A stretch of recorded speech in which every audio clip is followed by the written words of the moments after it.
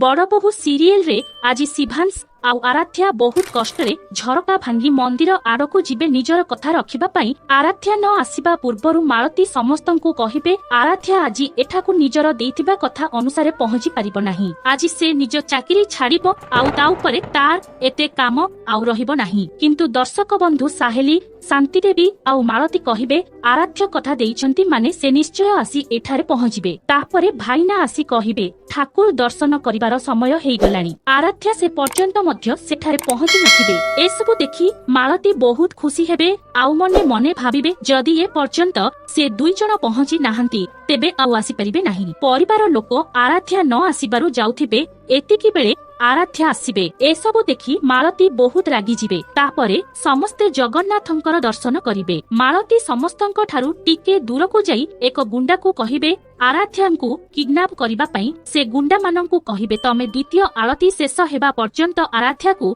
सेठारु दूररे रखिबो जेपरि से आळती रे जोग देई परिबेनी। दर्शक बंधु एपरि एक एपिसोड देखिबे।